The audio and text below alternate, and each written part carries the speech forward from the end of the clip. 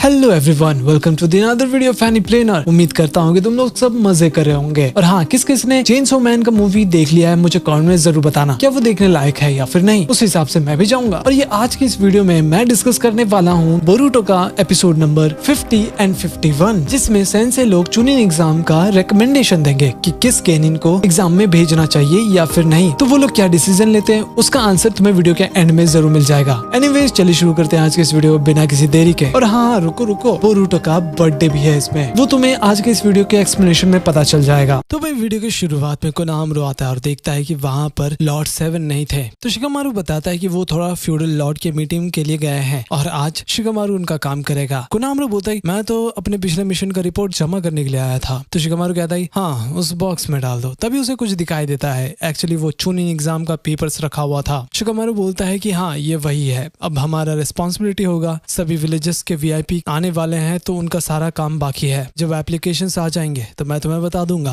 और तुम देख लो तुम्हें क्या करना है अपने गेनिन के साथ। फिर कुछ टाइम बाद शिनो बोलते हैं कि आने वाला चुनिन एग्जाम में बहुत सारे लोग होंगे। कोनामरो लोग बात कर रहे थे कि ऐसे तुम नेशन का दोस्ती और भी ज्यादा बढ़ जाएगा और सिक्योरिटी भी टाइट रखना होगा। वैसे उडान इसमें बिल्कुल भी इंटरेस्टेड नहीं था। तो शिनो बोलते हैं ऐसे मत बोलो, टेस्ट से तुम्हारे गेनिन का फ्यूचर पता चलेगा। उडान भी सोचता है कि अगर वो लोग चुनिन बन भी गए तो टीम कैप्टन का भी नाम ऊपर जाएगा। शिनो कहते हैं हमें और ज्यादा रिपोर्ट चाहिए होगा कि कौन इस काम के लिए तैयारी करेगा। कोनामरो बोलते हैं हाँ, शिनो सेंसे ने खुद इस साल के बच्चों को सिखा दिया है, खास करके सबसे ज्यादा बदमाश स्टूडेंट जैसे बोरुटो शुरू दिन से ही था। मैं कभी नहीं बोलूंगा, उसने तो सीधा एक ट्रेन को लॉर्ड होकागे के स्टोन फेस के ऊपर डाल दिया था। फिर हम पास देखते हैं जब पहला दिन था, शिनो सबका नाम ले रहे थे लेकिन बोरुटो अभी तक नहीं आया था। तभी बोरुटो अपना ट्रेन लेकर आता है और खेला कर देता है। वो सच में बहुत ही क्रेजी सीन था और सबका आंख ही चमकने लग जाता है। कोनामरो ये भी बताता है कि ये जो इंसिडेंट था ये सब कुछ डेंकी के वजह से हुआ था और उसका भरपाई भी उसका कंपनी ही किया। भाई ये सुनकर उडान भी चौंक जाता है कि उसका स्टूडेंट इसमें शामिल था।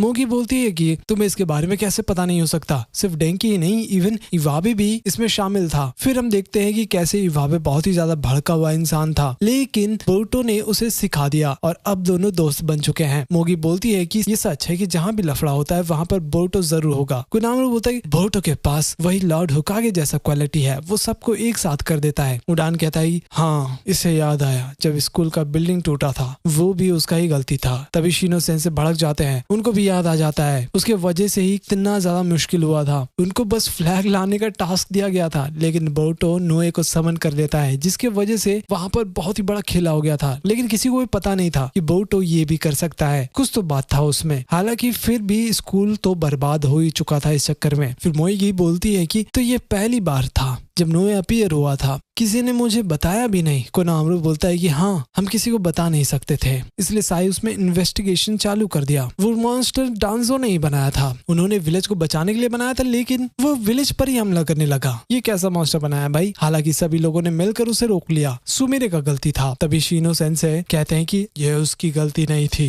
वो बस परिस्थिति का गलती था। अब वो क्या ही करती बेचारी, टीचर होने के नाते मुझे तुम लोगों से ज्यादा पता है। फिर उडान उनसे माफी मांगने लग जाता है क्योंकि किसी को भी नहीं पता था कि वो कैसी हालत से गुजरी है। उसके दोस्त भी बन गए थे, अब चिंता करने की कोई बात नहीं है। फिर थोड़ी देर बाद शिनो सेंसे बोलते हैं कि ये इंसिडेंट की वजह से वो लोग एक बहुत ही अच्छे ग्रुप बन गए, सभी लोग मिलकर काम करते हैं। शिकेडाई वो अपने फादर के जैसा ही जुत्सु करता है और दिमाग भी तेज है। और बात रही इनोजिन की तो वो सुपर बीस्ट स्क्रोल को मास्टर कर चुका है, वो थोड़ा अजीब तो है। और चोचो आकिमिची उसने तो एक्सपेंशन जुत्सु को मास्टर कर लिया, उसको बस खाना पसंद है। लेकिन इनो शिगाचो इस जनरेशन में भी है। फिर उडान बोलता है कि मेरी टीम के भी लोग बहुत ही मेहनत करते हैं। शिनो सेंसे कहते हैं इवाबे शुरू से ही थोड़ा कमजोर था लेकिन वो अपना असली चेहरा अब दिखा रहा है। वो बहुत बार फेल हो चुका था लेकिन वो हार नहीं माना, ये कमाल की बात है। उसके बाद मेटल, उसका तो ताइजुत्सु की बात ही जुदा है लेकिन थोड़ा नर्वस हो जाता है। फिर डेंकी, उसने तो सबसे अच्छा काम करके दिखाया है, आगे चल करके वो बहुत ही काम आने वाला है जो अपने ग्रुप को कंट्रोल में रखता है। इवाबे दोबारा फेल हो जाता अगर डेंकी नहीं होता।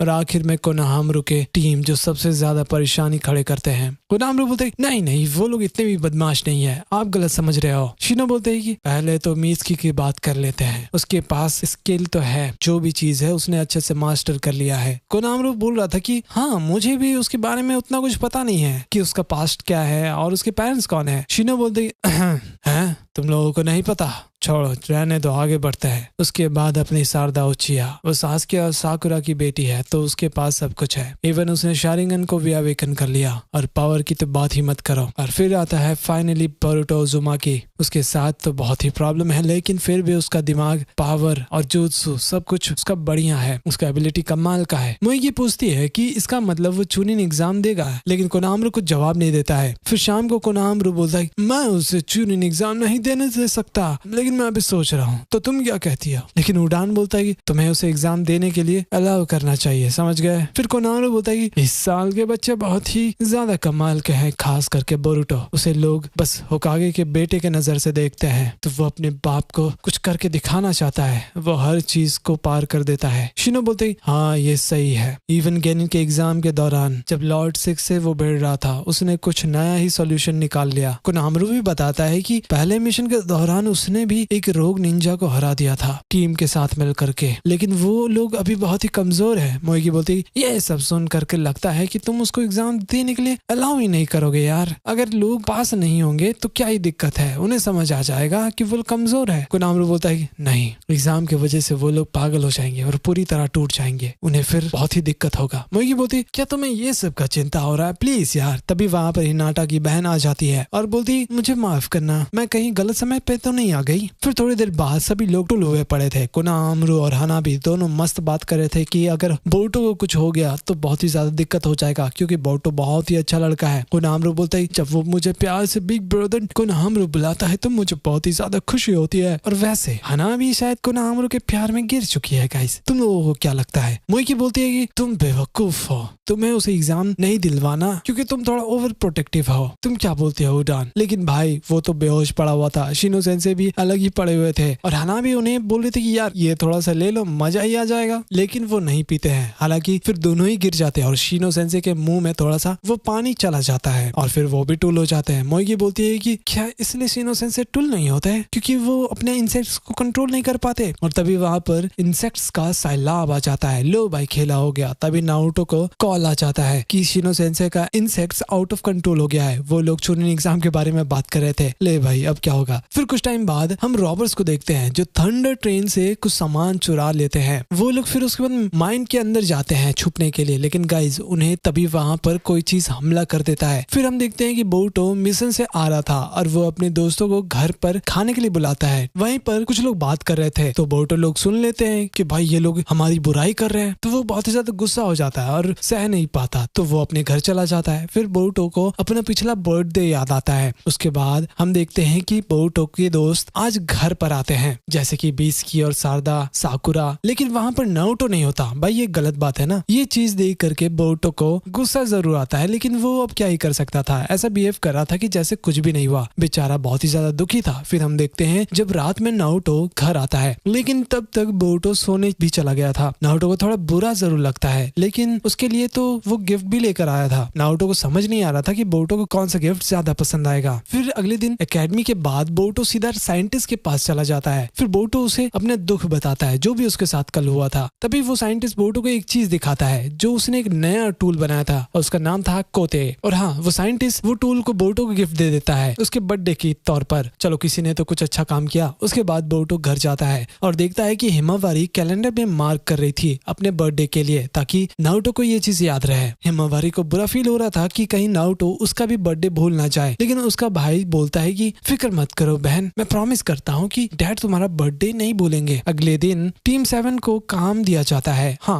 वही चोर लोगों को पकड़ने का जो हमने शुरू में देखा था। बोरुतो को फिर लग रहा था कि ये शायद उतना बड़ा मिशन नहीं होगा, जरूर ये छोटा मोटा मिशन होगा और ये चीज करने से बोरुतो को लोग इज्जत नहीं करेंगे। ये तब तक पॉसिबल है जब तक उसे एक बड़ा मिशन नहीं मिल जाता। बोरुतो को बिल्कुल भी पसंद नहीं आता है कि लोग उसे नारुतो से कंपेयर करते हैं। वह इशिकामारु नारुतो को बताता है कि उसने एक नया लिंक ढूंढा है जो सीधा कागुया से कनेक्टेड है, लेकिन इस बार नारुतो खुद इस चीज को इन्वेस्टिगेट करना चाहता था। फिर कुछ टाइम बाद हम देखते हैं कि बोरुतो और नारुतो दोनों एक दूसरे से मिलते हैं रास्ते में। और हाँ, नारुतो उसे माफी मांग रहा था कि उसने बोरुतो का बर्थडे मिस कर दिया, लेकिन बोरुतो ऐसा बिहेव कर रहा था कि जैसे कुछ हुआ ही ना हो। बेचारे के जैसा दुख किसी को ना दे भगवान। हालांकि बोरुतो उसे धमकाता भी है कि देखो बापूजी, मेरा तो भूल गए लेकिन हिमावारी का भूल भी मत जाना वरना देख लेना। फिर फाइनली हम देखते हैं कि टीम 7 लैंड ऑफ फायर के बॉर्डर के पास पहुंच जाते हैं। वो काफी ज्यादा डरा हुआ था और बताता जाता है कि उसके जो साथी थे ना उसको किसी ने खत्म कर दिया है गुफा के अंदर। शायद वो मॉन्स्टर व्हाइट जैसा दिख रहा था। वैसे अब होना क्या था, कोनामरू को समझ आ जाता है कि आखिर मैटर क्या है, क्योंकि उसे पता था कि ये व्हाइट चीज की किसकी बात कर रहा है। वहीं उस माइन के अंदर जाने के बाद वो लोग देखते हैं कि धीरे धीरे वो लोग आगे बढ़ते ही जा रहे थे। उन्हें बहुत सारा चीज दिखाई देता है जो उत्सुकी क्लैन के निशान थे। तभी देखते हैं कि वो जो फुटप्रिंट था ना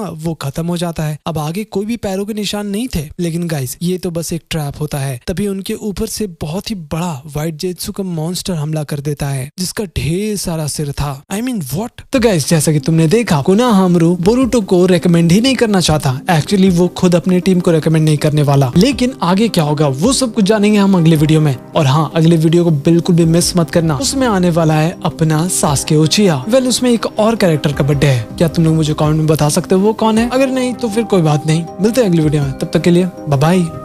वीडियो को लाइक और चैनल को सब्सक्राइब जरूर कर देना।